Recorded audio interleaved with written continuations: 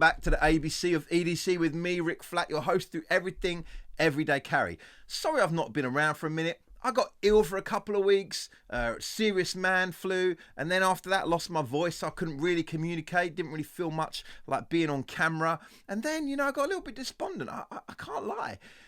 I mean, we came from dust, we returned to dust. What's the point in anything? And then one day, in a feverish haze of doubt and despair, I came across a 16-in-1 axe and plier multi-tool on Amazon, and I thought the people need me. They need to know whether this is a good tool or a complete waste of around £23. So we're going to get into that today and find it out. And we've got lots more going on, and I've got my Enjoi back, and I'm excited to be reviewing watches and tools and tech and all sorts for you. So do me a solid to celebrate my return to the land of YouTube.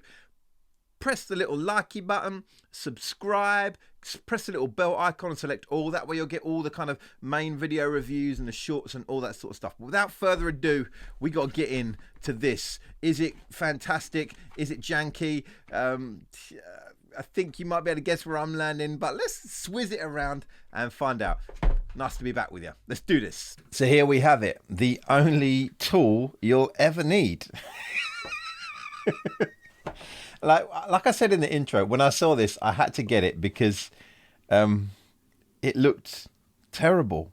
But let's be open-minded and let's see what this is actually like. You open up the box, we have the multi-tool itself, some sort of like instruction situation. We don't need that, we never do. A little bit of art. Now this is I take it a little guard for the axe head.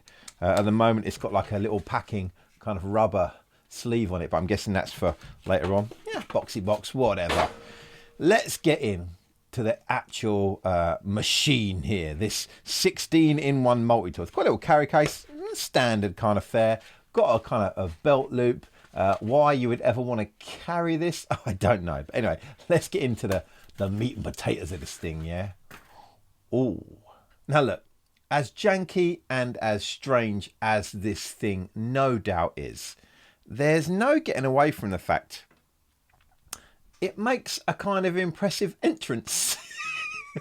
You know, just like a sort of really overconfident, ugly car. You know, when someone's kind of souped up their car and put things on when they shouldn't be, it kind of gets your attention no matter what. It's got some weight to it. I'll give it that. It doesn't feel like it's made of just, you know, something really overly cheap. It's got, like I say, it's got some kind of heft to it.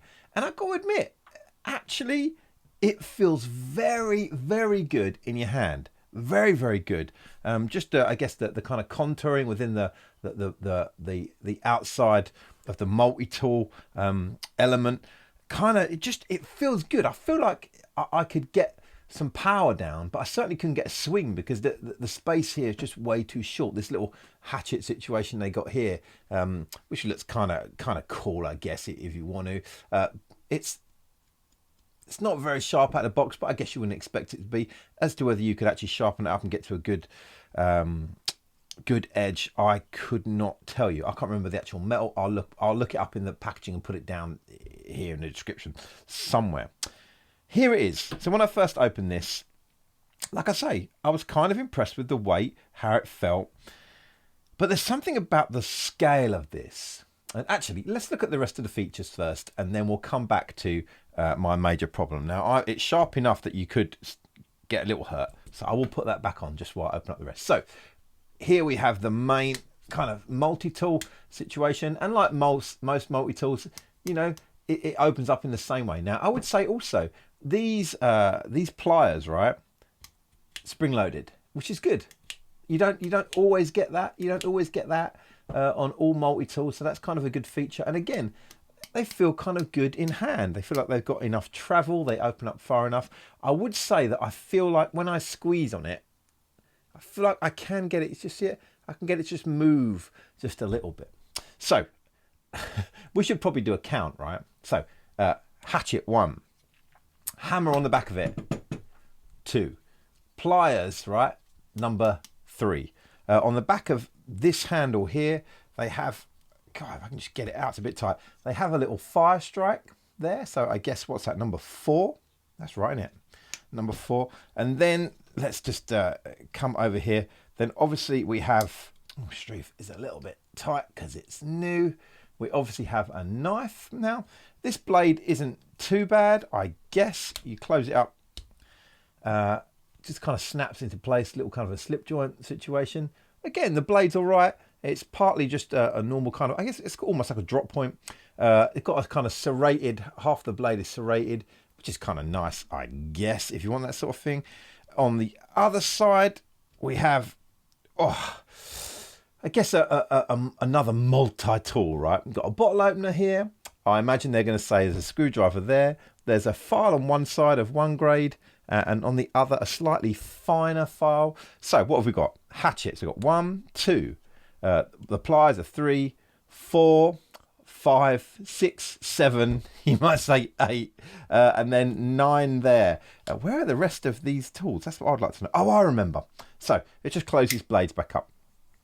Now, the next tool, it must admit, if you thought this thing was already a little janky and a little bit mysterious, this thing's going to just blow your mind, right? So you get your finger and you push it through this little gap, and then you get your nail under there, and it's really easy.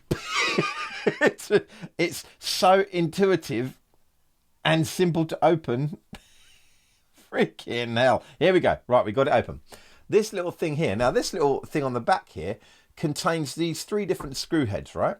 Which you can take out of here and you can place, oh, sorry, all over the place with the camera, it's been a minute. You can place those in this little head here. Now, if you thought that pliers with an axe attached were the jankiest tool, you haven't seen anything yet. Let's just try and get out one of these. Because once you see, so you take the little screw out the pack thing there, and you put it in the end there. If you thought the axe with pliers was janky, you wait until you're introduced to the screwdriver attached to this. I mean, how you? This is, you've got something to unscrew. Let me just unscrew this. What the actual fuck were they thinking? What were they thinking? And you've got a flathead, you've got a Phillips, and then you've got, like, I guess, a pointier Phillips. And I imagine you can get a range of other items that might well fit in there. Now, as for the rest of the just get it open. The rest of the tools, I think they're trying to do some janky stuff in here. In the pliers, they're saying you've got pliers, but you've also got snippers, and you've also got a wire stripper right down in there. I would say you're pushing your luck a little bit there, sir. Good sir, you are pushing your luck. And then I think there's some other things in here. Let's have a look. I don't know. I'm a little bit lost, right? I probably need to look at the instructions. Give me 1 second.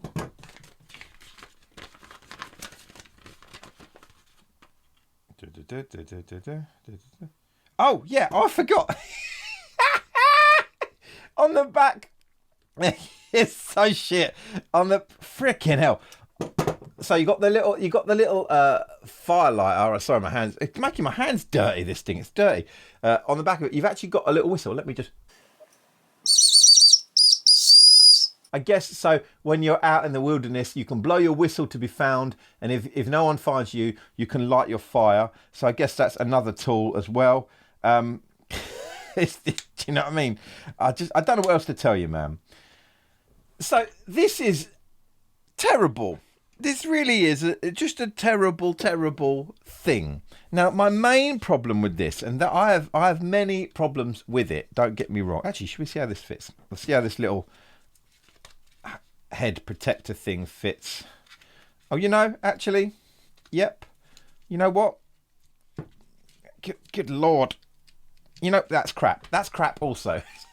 But my main problem with this, right? Now, I know that when you're using a small axe or even a large axe, you can flip it over and use the back of the head of the axe to maybe knock down a post or whatever you're doing. But there's something about this being such a short form factor. I've got to worry that if I was chopping something or whatever and I decide I'm going to flip this around and I'm going to now knock something, I've got a feeling that it's way too close, that I might jab myself in the eye or something with the head of the axe. So I knew buying this it was going to be a diabolical shit show. That's why I bought it. I'm not surprised by it. But just, it's weird. The level of effort that someone put in to actually engineer this, it's funny because I can see what they were trying to do. But they just weren't, that same person had never really used an axe and a pair of pliers and a screwdriver and understood how they work best and in what situations they're used. So you end up with this it's a third bollock. You don't need it, right? It's just unnecessary, and it's ergonomically, it's quite nice. Aesthetically, I think it's kind of kick-ass. Like, I like the look of it. It just doesn't work functionally. It's just not very good. So there it is, the multi-tool thingamabob. I can't even I can't even pronounce the name. That's how janky it is. Anyway, there it is. I suffered for you. So in appreciation of that, take a moment, please like, subscribe, press the little bell icon, and there'll be more videos like this with much better products. I have got a couple of actual decent multi-tools to come into duel against one another, because I do need a multi-tool, and this was just a laugh in between, and I'm heading back straight to Amazon. So there we have it, folks. The Granatoriadus 16 in one, possibly 16. We couldn't really count them. It's got confusing. Multi-tool implement of death, mainly your death if you use it. Should you buy it? Should you not buy it? I wouldn't buy it. I mean, I bought it. But I bought it so you wouldn't have to buy it. But, you know, if you're interested in this, if you've got an enemy or someone you don't like and who's stupid enough to use a tool like this, maybe you should buy it for them. You know, Father's Day is coming soon. Maybe you have a problem with your dad. You should buy him one of these. Anyway, that's been a review. It's good to be back with you guys. And we'll be back next week. Hopefully, next week. Hopefully with a really, really dope watch review. I've also got a review of a great little accessory set that I bought to turn your iPhone into a filmmaking monster. So more of that later on. Till then, laters.